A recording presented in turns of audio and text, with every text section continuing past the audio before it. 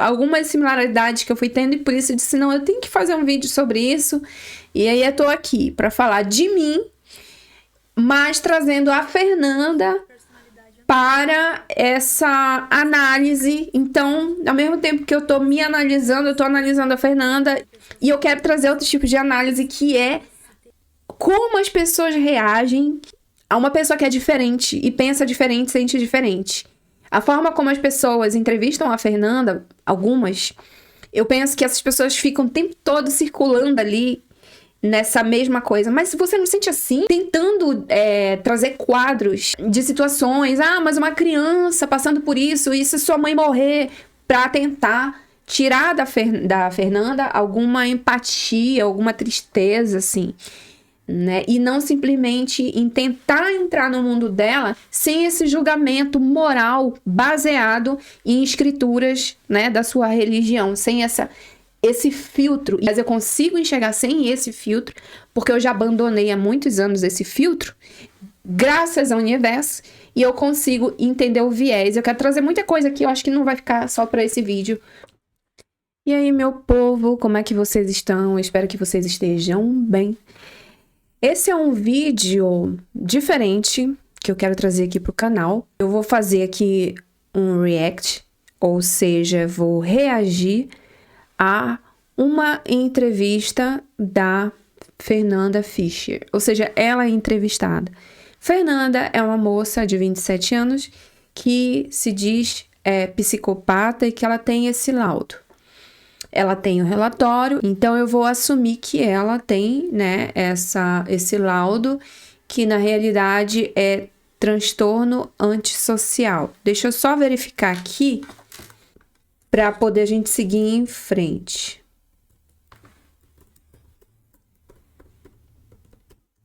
Ó, transtorno antissocial, que é TPAS, ou psicopatia. Embora usados como sinônimos, existe uma diferença fundamental.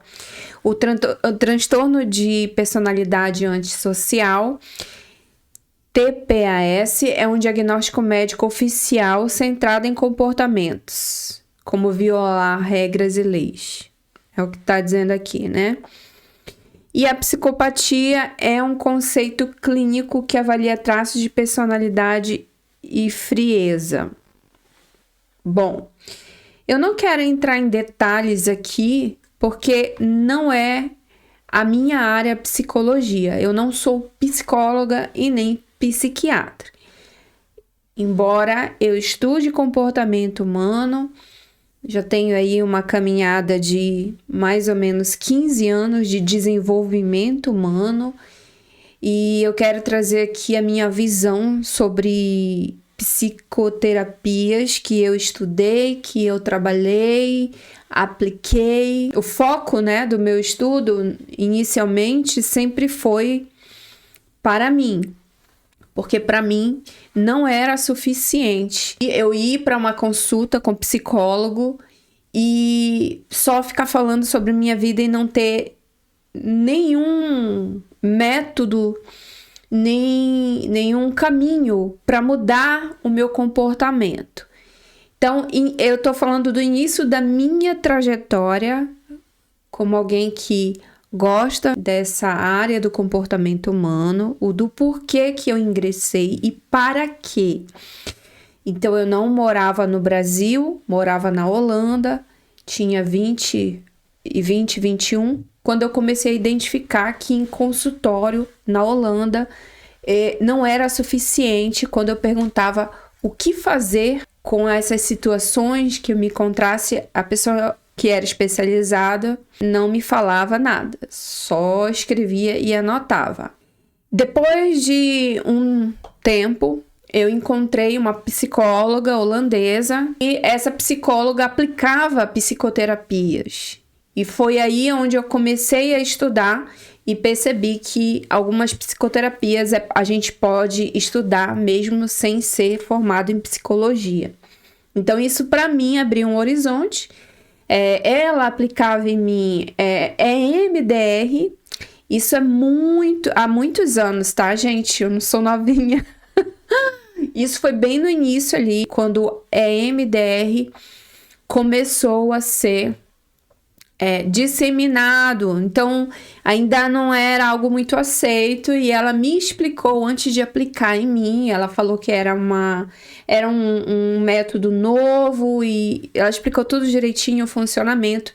Não vou falar muito sobre isso aqui também, porque não é o foco. Para quem tá entrando agora aqui nesse vídeo, caiu de paraquedas, só quis contextualizar para explicar que eu não sou psiquiatra e nem psicóloga, sou apenas alguém que é curiosa e que me deparei com esse vídeo da Fernanda, achei interessante o assunto, e eu quis vir aqui dar a minha opinião.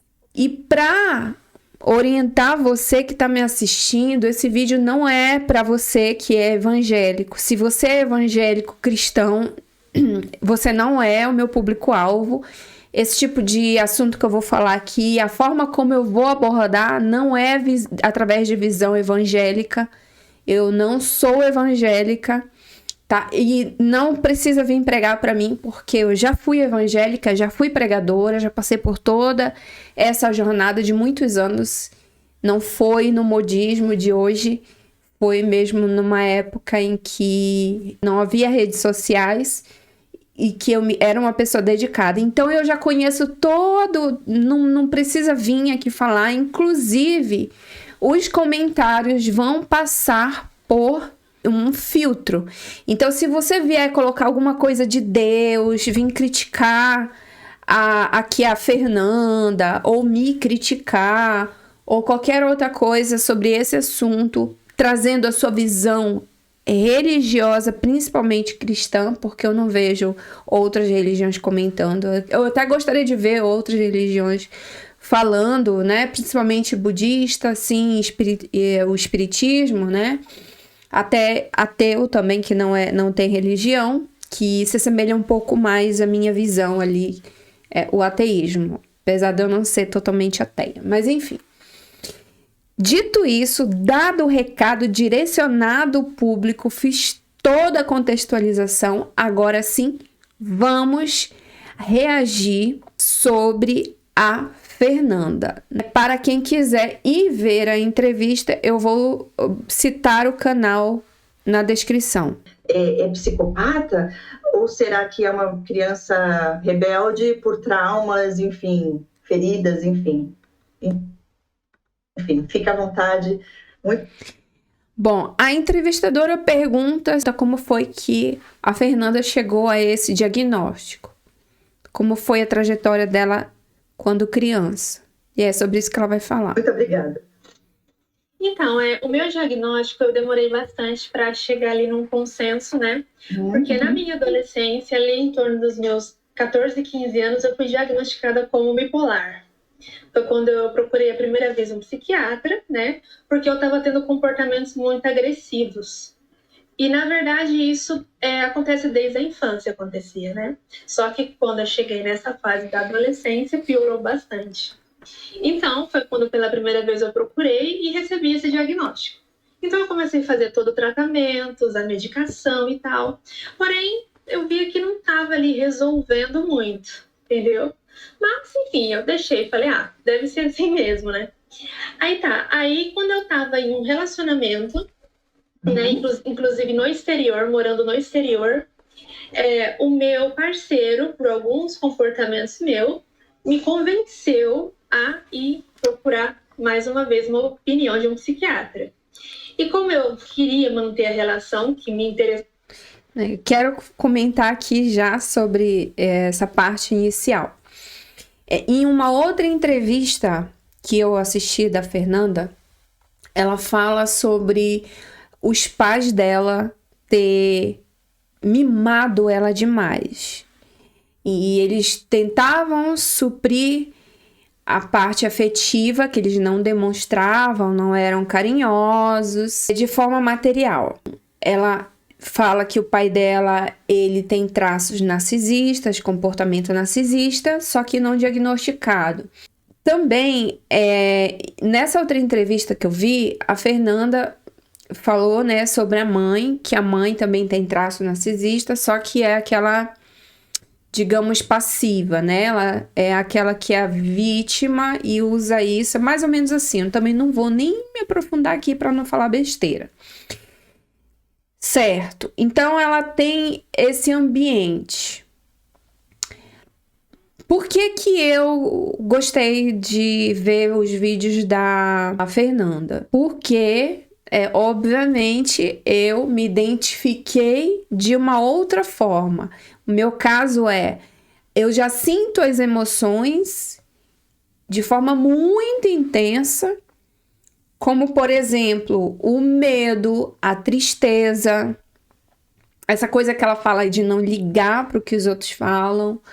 Um dos motivos dessa minha jornada lá há mais de 20 anos é porque eu me relacionava com um homem mais velho e eu tinha ataques de fúria. Então, ele era um manipulador e eu não entendia nada disso, não existia redes sociais, né?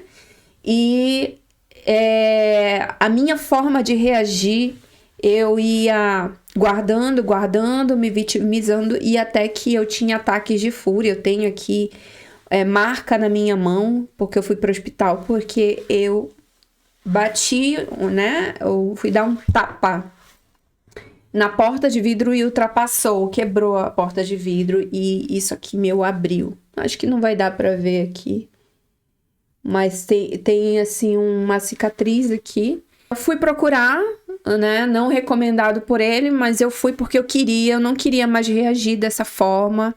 Eu percebia que era muito difícil eu demonstrar minha raiva, mas ela existia em uma intensidade e eu procurava, porque eu era justamente cristã, eu procurava não sentir, eu queria justificar que eu tinha cometido algum erro, justificar que ele talvez tivesse os motivos dele.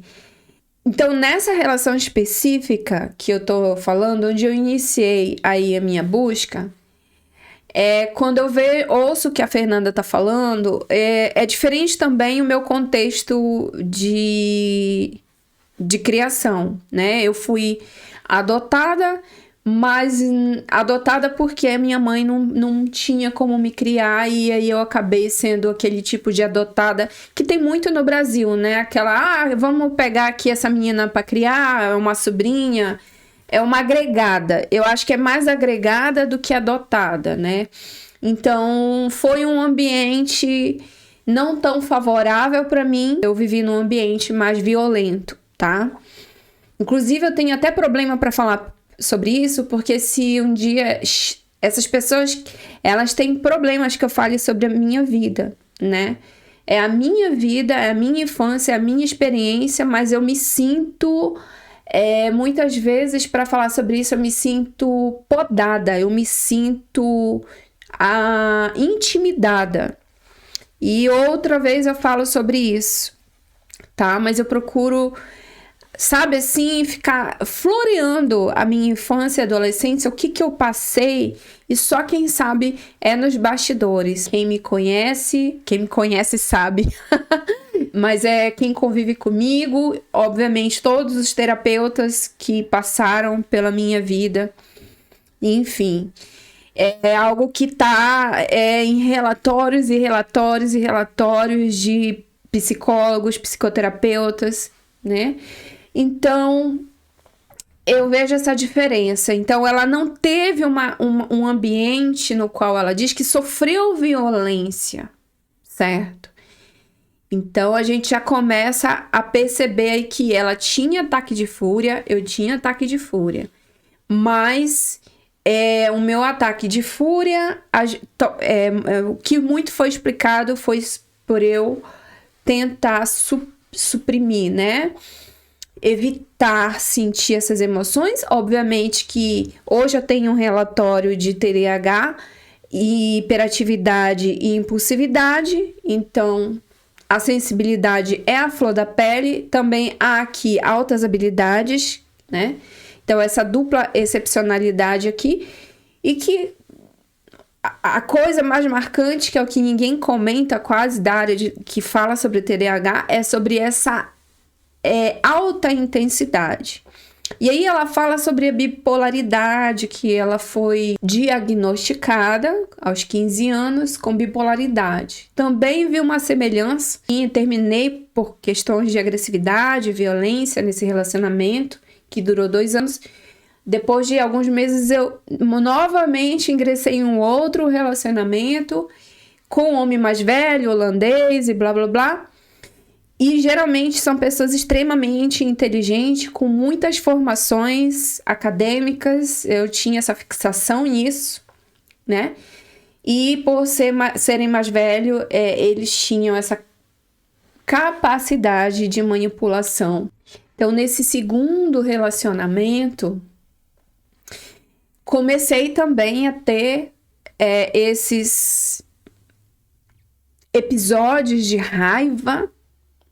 Depois de aceitar isso, aceitar aquilo, fui aceitando, e quando eu tava já ali com a tampa da panela de pressão fervendo, eu explodia.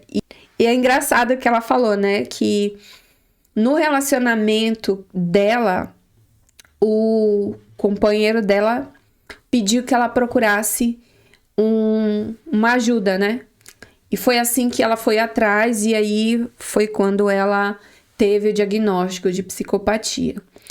Nesse meu segundo relacionamento, esse cara que eu falei que ele também era um manipulador, era um piloto holandês, ele imprimiu para mim um monte de páginas, era sobre bipolaridade.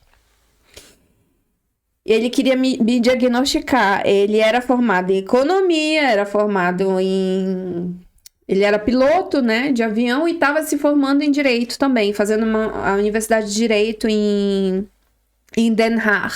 Então ele queria me diagnosticar e eu fui procurar essa profissional para me ajudar. Então o que ela me falou é que eu não tinha bipolaridade, mas tinha ali um pé lá, né? Era algo que não...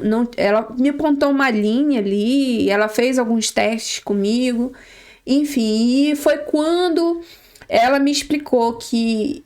Ela perguntou sobre a minha infância, adolescência, e aí a casa caiu para mim, porque eu justificava tudo que eu passei, porque afinal de contas, se eu tô viva, porque né? Eu recebi alimentação, teto, fui para a escola, embora entre um tempo e outro eu fiquei na casa de pessoas rodando, e aí eu sofri algumas coisas aí, né, abusos, mas de certa forma a gente tem essa gratidão e ao mesmo tempo a gente tem essa outra parte que é por que foi dessa forma. Houve sim uma certa rejeição extrema.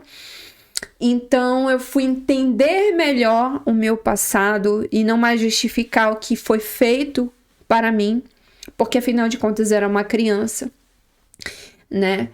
E assim foi esse meu processo no caminho de desenvolvimento pessoal, sempre em busca de liberar traumas e ter a autorresponsabilidade de não ficar como vítima, né? Porque afinal de contas, hoje eu sou adulta, não sou mais aquela criança que tá recebendo aquelas críticas, aquele julgamento, aquelas porradas, passando vergonha na frente dos outros, enfim, sendo humilhada e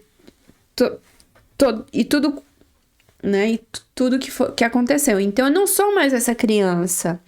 Então, esse foi a minha jornada, assim, o meu processo. Só que o que não foi explicado nesse processo foi o TDAH, foi a hiperatividade e a impulsividade. Ou seja, o fato de eu ter recebido 10 vezes, 100 vezes mais, tudo isso, senti de forma muito intensa. né? Então, uma rejeição para uma outra criança que não é neurodivergência, essa pessoa sofre a rejeição e tem a dor. E para quem tem, né, essa neurodivergência, é multiplicado, triplicado. Então, vou seguir aqui, ainda tem uns minutos para seguir aqui. Eu posso fazer outros vídeos sobre as entrevistas da Fernanda, porque eu quero mostrar várias partes da entrevista dela. Então, para vocês entenderem por que eu fui criando essas associações e fui me interessando pela história da Fernanda. Interessava manter naquele momento, eu aceitei, né? Aceitei a sugestão dele e fui buscar mais uma vez uma opinião. Aí foi quando eu recebi o diagnóstico de transtorno de personalidade antissocial. Aí tá, eu recebi lá e tal, o laudo foi emitido em outro idioma e tal, mas quando eu voltei pro Brasil, eu falei, bom, eu vou buscar mais opiniões, porque... Percebe também aí que ela recebeu... eu recebi em Portugal o meu laudo, que hoje eu moro em Portugal. E quando tudo isso começou, que eu tava contando, foi na Holanda, ou seja, fora do Brasil. Então, tem algumas similaridades que eu fui tendo e por isso eu disse, não, eu tenho que fazer um vídeo sobre isso. E aí eu tô aqui para falar de mim, mas trazendo a Fernanda para essa análise. Então, ao mesmo tempo que eu tô me analisando, eu tô analisando a Fernanda e eu quero trazer outro tipo de análise, que é como as pessoas reagem a uma pessoa que é diferente e pensa diferente, sente diferente. A forma como as pessoas entrevistam a Fernanda, algumas, eu penso que essas pessoas ficam o tempo todo circulando ali nessa mesma coisa. Mas você não sente assim? Mas tentando trazer quadros de situações onde a Fernanda... de situações, mas uma criança passando por isso, e se sua mãe morrer, para tentar tirar da Fernanda alguma empatia, alguma tristeza, assim, né? E não simplesmente em tentar entrar no mundo dela sem esse julgamento moral baseado em escrituras, né, da sua religião, sem esse filtro. Aliás, eu consigo enxergar sem esse filtro, porque eu já abandonei há muitos anos esse filtro, graças ao universo, e eu consigo entender o viés. Eu quero trazer muita coisa aqui, eu acho que não vai ficar só para esse vídeo, mas vamos deixar a Fernanda falar agora mais. Né? Não tenho certeza absoluta se é realmente.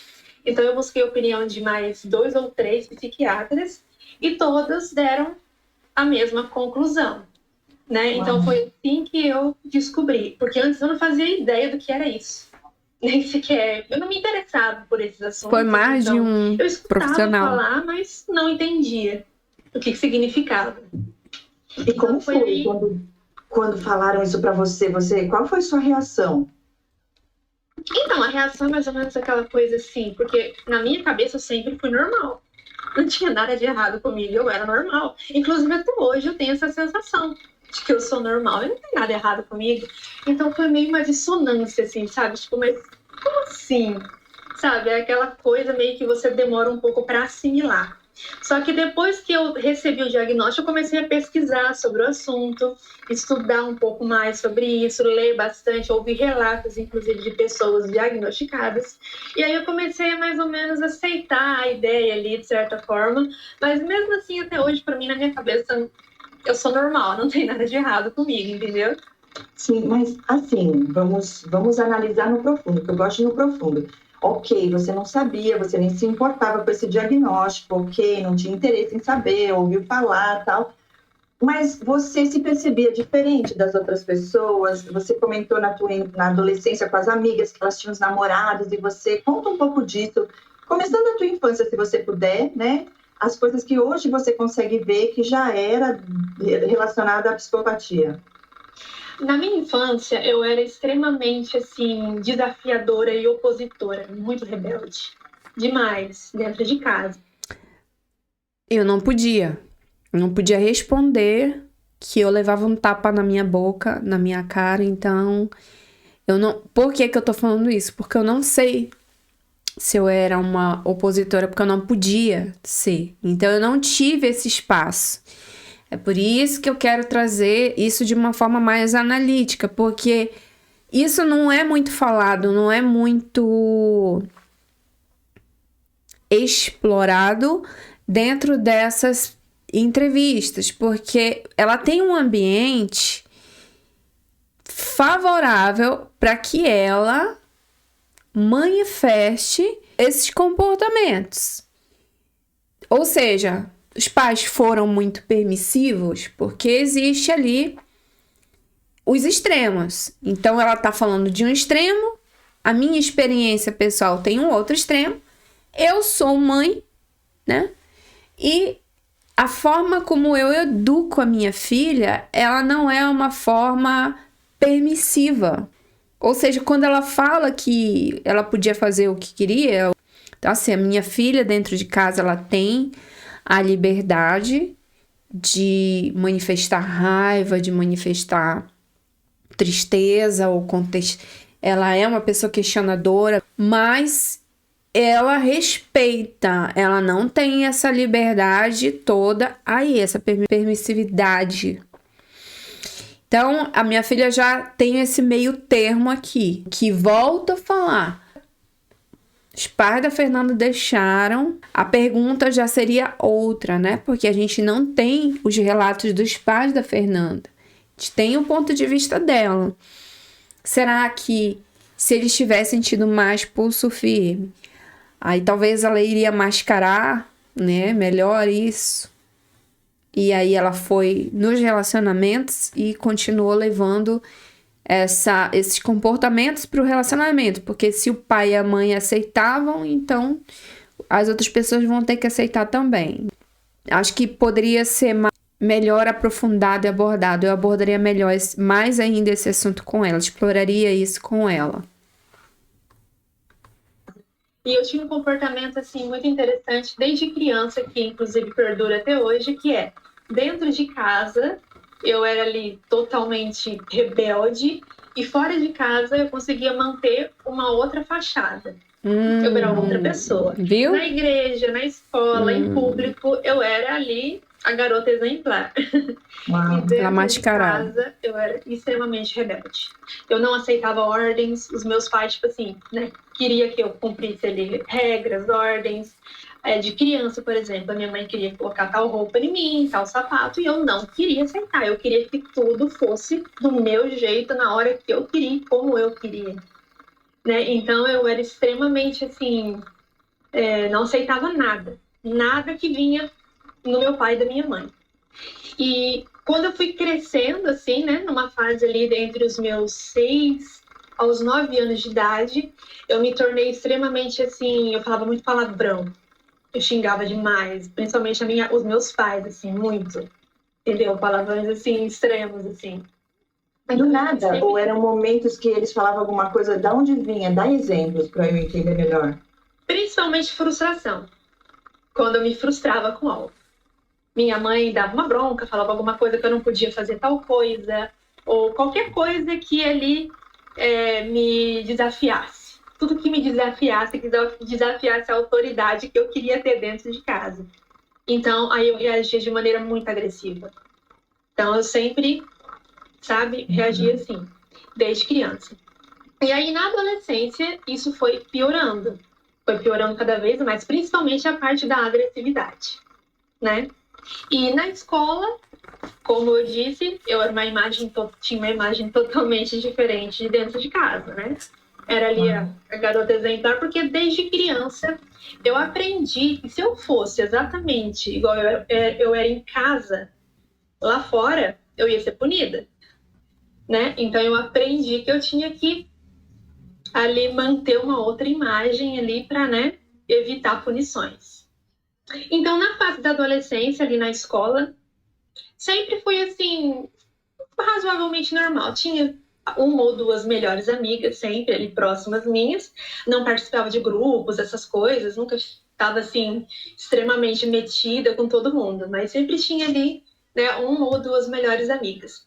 E aí foi quando eu comecei a perceber a diferença, porque eu percebia que as minhas amigas estavam o tempo todo ali apaixonadinhas, né? Começavam a gostar de tal menina, começou, né, toda aquela coisa.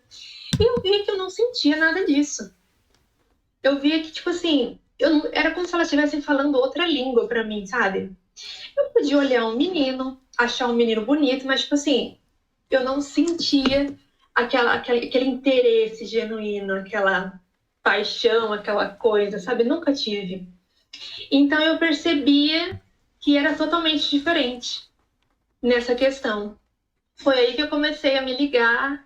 E também os assuntos. As garotas conversavam ali certos assuntos ali que eu olhava e falava, gente, isso é muito fútil, isso é muito bobo, sabe? Então eu tinha dificuldade ali em conseguir me conectar nessas áreas ali com elas, principalmente. Sim. Você manipulava essas amizades, jogava uma contra a outra, fazia essas coisas para você estar no poder, para você, porque muitas vezes isso acontece, né? Não só em relacionamento abusivo, mas nas amizades. Certo. Então a gente já teve uma resposta ali onde ela diz que ela mascarava o comportamento. Então em casa ela tinha liberdade de ser ela mesma e aí ela mascarava. Eu quero assim, a humanidade toda faz isso. As pessoas são uma coisa na frente dos amigos e em casa são outras.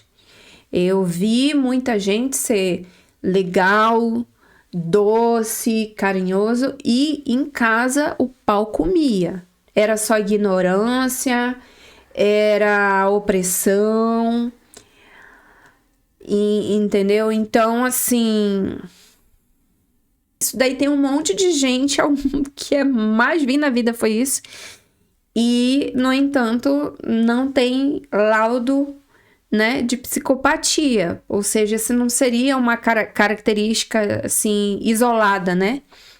Não tô dizendo que ela tem só essa característica, ela mesmo já falou várias vezes que ela tem outras características ali, mas o que eu quero dizer é que as pessoas criticam ela, né? É mais sobre isso, sobre quem critica ela por ela. Ai, olha como o olhar dela é vazio. Pronto, a pessoa já começa a dizer que o olhar da menina é vazio. Eu não acho que ela tem, eu acho o olhar dela profundo e penetrante. Eu não acho vazio. E se fosse vazio, eu tenho uma outra ideia sobre isso. Falar depois, em outro vídeo, talvez. Mas vou parar aqui nesse vídeo, nesse ponto. Sobre mascarar em casa ser uma coisa e na rua ser outra. Olha, o que eu mais vi na vida foi esse tipo de coisa. É que hoje eu escolho não me envolver, não me relacionar quase com ninguém de fora. Tenho a minha casa, meu marido, a minha filha. Poucas vezes eu vejo uma pessoa ou outra, mas eu não tenho fluxo de pessoas na minha casa e nem vou na casa de ninguém. Eu tenho uma vida muito reservada. O que eu mais vejo é isso. Então, isso por si só não é motivo dela ser julgada, porque ela para conquistar, para as coisas. Não, isso não é, porque definitivamente não é, tá? Uma outra coisa que eu anotei aqui é que ela não tinha interesse nos meninos, ela achava bonito, mas ela não sofria. Querida, a parte do laudo, eu acredito que esse laudo ter essa condição deve ter sim os seus obstáculos, as suas partes mais negativas. Não vejo você falar muito sobre isso, porque eu acho que também as perguntas certas para conseguir entender essa parte talvez ainda não foram feitas no meu julgamento, tá? Pessoal. Isso também a gente vai falar em outro vídeo. Então, pra mim, você não gostar, não se apaixonar como as outras meninas, é um ponto positivo. Eu apanhei porque trocava carta, né? Como uma pessoa que eu gostava, que eu me apaixonei. Sofri por gostar de uma pessoa que eu não podia ter namoradinho. E depois, quando eu saí de casa, eu também ficava mais nessa ilusão platônica, né? Amor platônico que eu ficava alimentando dentro de mim, mas eu não me achava capaz suficiente. Eu acho que isso não é um problema especificamente, esse fator isoladamente, eu acho que é um ponto favorável, né? Porque, afinal de contas, você não vai sofrer. Muitas meninas acabam engravidando cedo porque se apaixonam, caem na lábia de rapazes. Na minha época era assim. Na minha época era muito comum meninas de 14, 15 anos engravidar e o pai não assumir. Acredito que isso existe até hoje, né? Mas na minha época, anos 90, esse era o terror de todos os pais, que a gente engravidasse cedo, né? Então, eu vejo só pontos a favor no sofrer por macho. Ai, ai. Quer ver? Vão dizer que a minha gargalhada de psicopata. Para, gente. Bom, existem crianças que fazem birra. Enquanto ela falava, eu anotei isso aqui. Porque, como eu falei, embora eu particularmente não tenha sido essa criança, porque eu não tive, talvez, ali o espaço, eu não sei quem eu seria se eu não tivesse sido tão podada. Tanto que, durante muito tempo, eu era uma pessoa que eu não tinha personalidade, né? Que eu não tinha uma identidade, assim, eu não tinha opinião própria.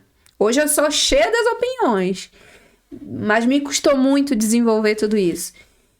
Então, é difícil saber quem eu seria. Agora, minha filha, eu observo que a minha filha é questionadora. Ela tem esse espaço de questionar desde que seja com respeito, né? Então, ela já sabe fazer isso. Talvez a Fernanda não foi orientada, tá? Porque existem crianças que fazem birra. O que ela me descreveu aqui, o que a Fernanda descreveu aqui é birra. Frustração, não saber lidar com frustração. E, né, tacar o foda-se. Então, ela teve esse lar que permitiu a ela funcionar dessa forma, e que eu me pergunto até que ponto que isso tudo foi propiciado, né? Não estou dizendo que o diagnóstico dela não tenha validade por causa disso, não tem nada a ver com isso, gente. Mas eu tô só falando sobre os julgamentos que se tem. Nossa, ela era uma criança que... Por favor, né, gente? Que mais tem? E também em muitos lares cristãos, né? Inclusive, esse tipo de conduta de criança. Então, não tem porque ela é assim, ou porque não é cristão, ou porque é cristão. Ela mesmo diz que ela ia para a igreja quando ela era pequena, né? Quando ela era mais nova. Uma coisa não tem nada a ver com a outra, né? Então, eu também não julgaria por ela ser uma criança birrenta. E ela não falou que teve essa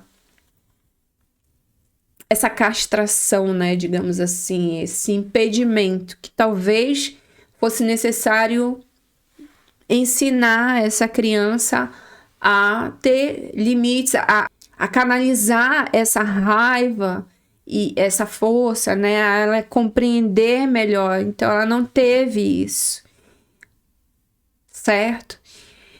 Eu vou parar por aqui porque eu tenho um compromisso agora. Talvez eu venha trazer outros vídeos para falar sobre esse tema.